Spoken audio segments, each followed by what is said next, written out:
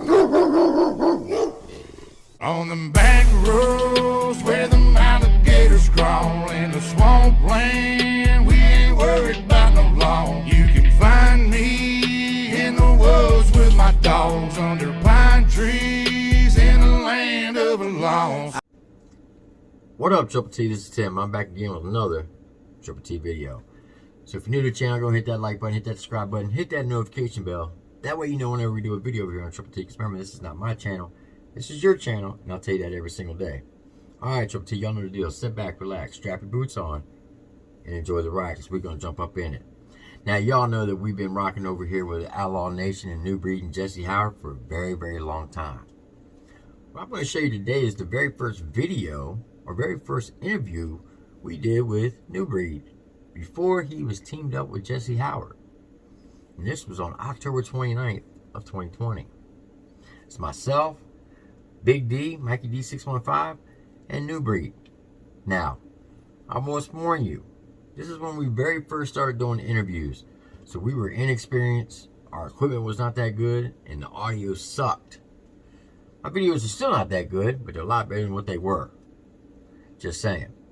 But New Breed came on to the show, and he agreed to sit down, live stream, and chop it up with us. That interview lasted for 3 hours and 20 minutes. Now, you're not going to see all 3 hours and 20 minutes a day, but I am breaking it up. Like between 15 to 20 minute clips throughout the week, so you can get an idea of what the first interview was like with New Breed. So, stay tuned, because there's going to be a video every day until we get through the whole interview, and it's a lengthy one. So make sure you watch the video all the way through, get your family and friends do the same, and you can see how we linked up with Outlaw Nation and New Breed from the beginning. Hope you all enjoy this interview. Have a good day, and I'll see you on the next one. So make sure you watch this all the way through. This is Tim with your Triple T reaction. Have a blessed day. Heck yeah. But that tree looked badass after you showed me the picture of it. Now, New Breed, are your parents still alive? Is what? Are your parents still alive? Oh yeah, they're still alive. What do they think about what do they think about when you told them that you wanted to be a musician? That you want to do music for a career? Well, that's a funny question. Cause well, my dad, he wasn't around, but my mom, she was around in a different way. And listen, I don't want to go too deep in all that, because my mom, we had a crazy relationship throughout my whole life. But these days, she's a little older. She feels bad about a lot of the stuff. She tried to rekindle the relationship with me and stuff like that. So I try to not rehash the past and make her feel any worse. I understand. But she never really. My mom's a little. Man, it's hard to explain. She's like a little slow and stuff, and she's just different, and she had a rough life too, probably, as far as how men treated her and things like that. She always had a low self-esteem, and she always put men before her kids and things like that. So I'm sure she never noticed I did music until just recently, when people would start asking, people coming to the house asking her if they could have my CDs and stuff, and then she turned into a fan herself. And I try to be I would imagine, like the song "Cats in the Cradle." It's an old song. I would imagine how that would feel if I was old and did wrong to my kids, and kind of like beg for their forgiveness and things like that, and they wouldn't forgive me. It kind of be hard. Even though it's hard for me to still forgive now, I try to just feel sympathy and try to be like a son and stuff and everything like that. But my dad, he was never around. He just learned I did music recently too, and we don't talk very often. Sometimes he'll have someone send me a message saying that he's sick and not doing too good and wants me to give him a call. But I don't really know him too well and stuff like that. And I don't like to get on the phone and be like, "Hey, Dad," or I don't call him Dad, because I just don't call him nothing. I don't want to call him by his real name because it might offend. I don't want to call him by his real name because it might offend him. But I don't want to call him Dad because I think you got to earn that name.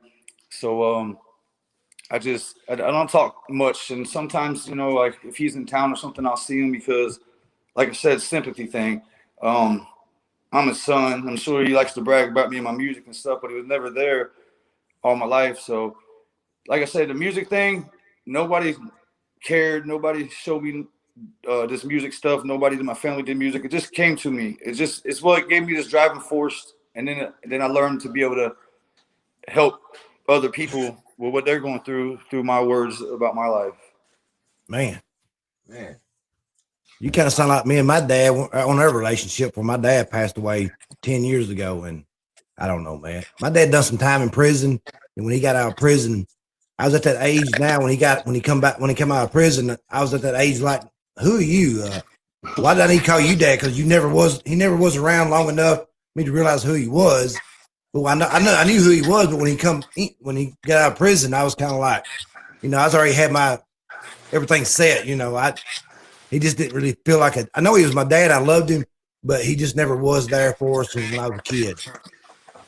Yeah, man, it's like me. My dad, he left when I was 2, so I don't remember him, and then he came back once when I was 7. And what made it worse for me is my mom lied to me.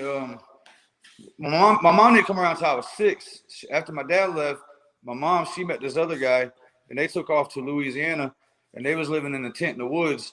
And my grandfather drove a semi truck, and he went and picked her up one day, I guess after she had enough. And she came back home. I had a little brother. My little brother's handicapped. He got beat a lot while he was still in my mom's stomach. And he came out, his lung collapsed and everything. He died, but they brought him back, so he's part brain dead. And when she came back, I was 6. I was living with my grandma and grandpa, and my grandpa was an evil man. But she came back, I was 6 years old, and then she told me that my dad was in prison. That's why I never seen him. That's why he was never around. So I accepted that. I thought maybe when he got out of prison one day, he would see me, because all my friends are going fishing with their dad and stuff and doing trips. And I'm always asking if I can go, and they always say no. So I have to stay home and watch all my friends go, all these places with their dad. But so that kind of sucked a little bit. But then when, she always told me he was just in prison. That's why he don't see me. And then one day he just showed up at the house out of the blue. And he was like, "Hey, son," I was 7 years old. I came to see you, and it's been a long time, yada, yada, yada. Kind of like, I don't know who you are. But told me he was my dad, so I was excited. But then when he told me that he wasn't in prison, then I thought to myself, well, so you didn't see me all this time because for what? And then he didn't have no answer. Never sent me no birthday cards, no nothing. So it made it kind of worse that my mom told me that, and then found out that he was never in prison this whole time. And then after he left that day, well, I thought, well, hey, at least he came by. Maybe I'll start seeing him more often now. And then he didn't come back till I was 16. So, damn. So now that he's older and not doing too good, I guess he expects me to be a son all of a sudden, but he was never a dad. So, like I say in my song, I Don't Forgive. It may be hard, but my uncle Craig taught me that just not exactly that way, but when I was doing my crazy life and doing crazy things and everything, he was so hard on me. Even when I was clean for a few years, he didn't believe me. I came to his house, and one day my wife done found somebody else, and there was no chance for me to get back. And I done told the story too many times about how I want to do better, I promise. And sometimes when you keep doing that, it takes you down a certain road until you run out of pavement.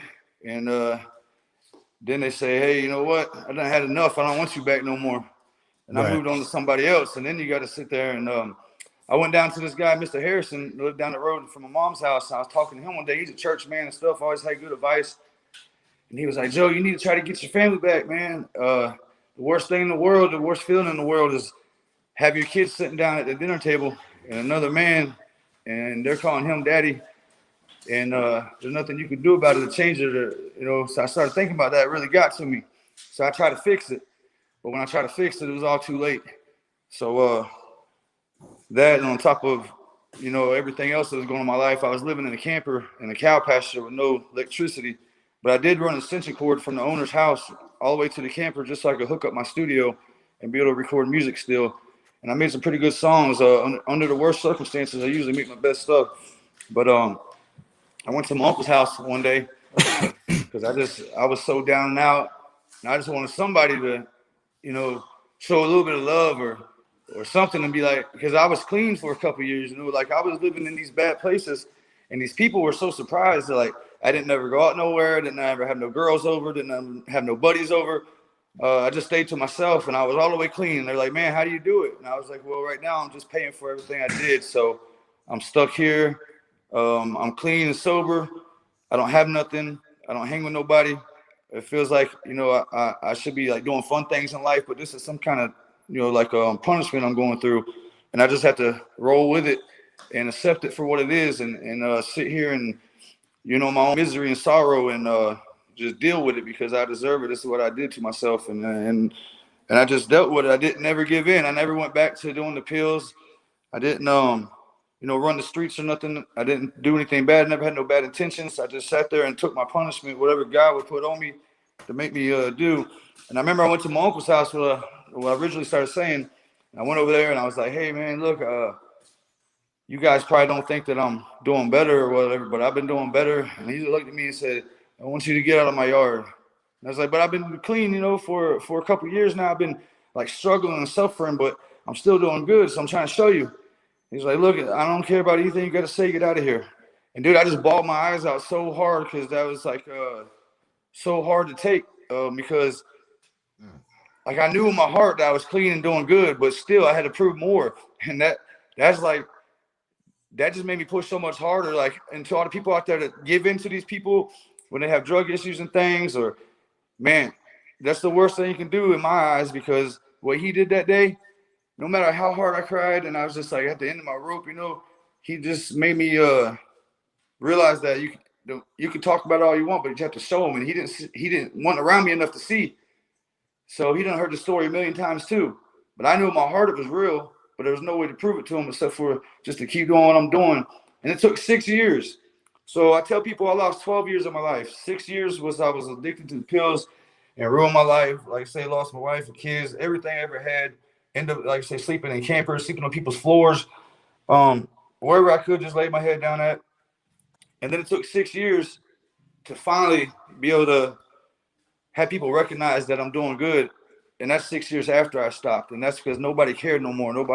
I wasn't like I had any. A lot of my friends used to get out of jail and they would get a new car from their parents and stuff because they would convince their parents, hey, I'm going to get out. I'm going to do good. I promise. Watch how good I do. And they'd believe them.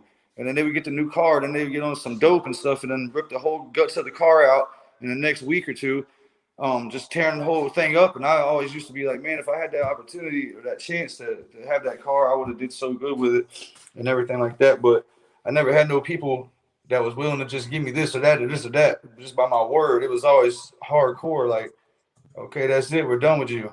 Go out there in the world, figure it out on your own. Could never go to my mom or dad. They was, like I say, they wasn't around.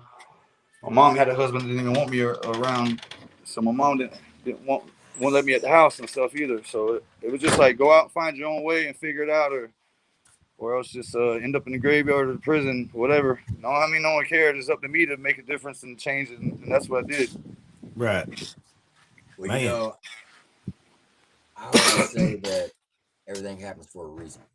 Oh yeah. I'm a firm believer in that. Yeah, I don't regret any of it.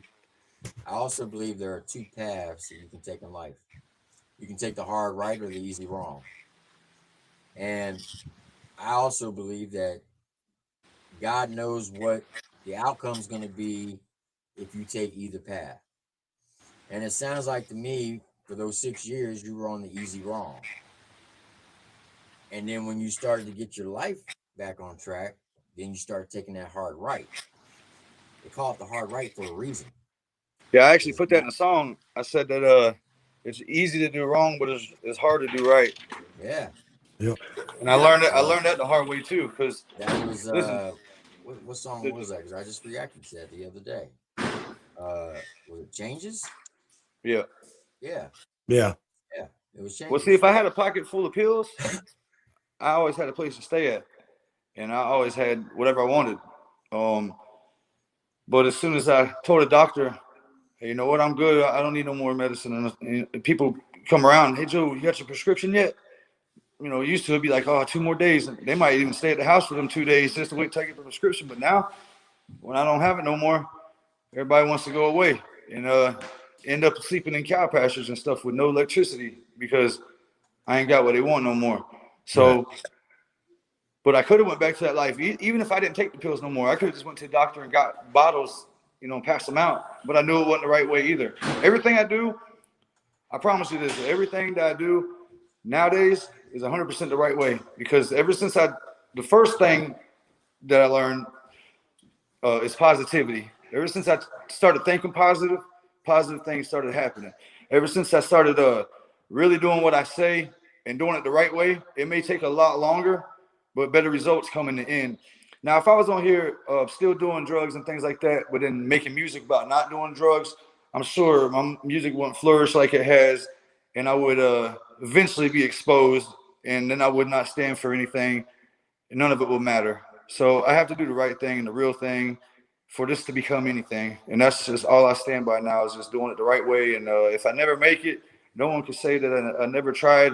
And think about, you know, when the song Changes, I say, if I never make it in music, at least I made it in life. And that's most important to me. And if you remember in that reaction, I said that you are actually making changes in other people's lives. Yeah, I even said it doesn't matter if you don't get to be rich and famous, if you don't get to make all that, you know, big music. What you're doing is saving people's lives. And you may not I get so many messages or see that, but I'm telling you, you are changing people's lives in a positive way, and you are saving lives. And I've got so many messages. I even started collecting these messages. I put them all in this little, I don't know, a little folder I have where people wrote me about how they was going to kill themselves or they was going to do this or that or this or that. And they heard my song and it changed their mind, changed their life. I got so many of those type of messages. A lot of people think I write these songs. They say I took the thoughts out of their head. And the reason so many people say that is because I just put it on paper the same way I think it in my head. And we're all human. So one way or another, we think alike and have some of the same thought process and things. So when I take it out of my head, just the way it is, I don't sugarcoat it. I don't, like I said earlier, I don't try to make things to where, oh, what would the people want to hear? Like what would intrigue them to come listen? I don't do that. I don't care about that. I just put it exactly how I feel, and then people just feel it too. You know what I mean? I don't think of the coolest words to say or the coolest metaphors. I just talk life, and I just want to help everybody. That's why I'll help them mentally and physically. Like when I say if anybody wants to come over and shoot a music video, I'll do it for them for free. Or they want to record a song, or if they just need to hear something that's going to make them feel better or give them something to relate to. I just try to be the best person I can be and help everybody. And I don't really care about money like that. I just my daughter's worth like $50 million to me. You know what I mean? I just had a newborn daughter. She's more than what money's worth to me. Someone could write me a check for $50 million to give me my daughter. I'd rather have my daughter. She made my life so much better. I never had a daughter. All I have is 3 sons, and those are my heart and soul, and always was. But I never thought, you know, I would have a daughter, and then I did, and it just did something different to me. I'm sure a lot of guys go through it. Now, on that note, let's see if you still say the same thing 16 years from now. Oh, it's gonna be hard times, man. So hey, I got 2 daughters. I'm telling you, I got 2 sons, 2 daughters. My sons were a lot easier to raise than my daughters. Well, she's gonna probably hate me at that point because I'm a hardcore dude, man, and I don't want these little dudes coming around. You know, it's just a weird feeling when they just standing there looking at you, and they're probably thinking like, "Oh, guess what I'm gonna do?" You know, saying like, "Nah, you're not." I'm just gonna tell her, just keep them away from me. I can't deal with that stress, man. Right. I can't. All that flirty zone in the teenage years. I'm gonna hit you up later. There's a 6-question test that you need to teach your daughter when she gets around 13, and if she follows that 6-question test, she'll make the right decision. Yeah, I just wish I know if she meets anybody like how I used to be, I'm gonna hate them. Oh yeah, and I think that's kind of God's way of having fun with us to get back at us. Like, oh yeah, you remember how you used to be a hellion? Well, guess what? I'm gonna give you a daughter now. But she's not gonna like me at that age, man. I'm telling you, because I can't deal with it, man. I just I know how dudes are, and I know how I was, and Oh yeah, we was all there. I know how if I used to go around a girl's dad, I put it on the front. And I'm gonna think about that every time this dude, you know, if she brings some guy over, hey dad, this is so and so, I'm gonna be like, no matter how nice he is, I know this is a front, man, and I just don't want him around me. I just that's how maybe I'll chill out a little bit later. No, you won't. You won't. You won't. No, okay, good. It get worse. It gets worse. Trust me. It does. Yeah, when we was kids, we always told their parents, we just friends. On them back roads where the alligators crawl in the swampland, we ain't worried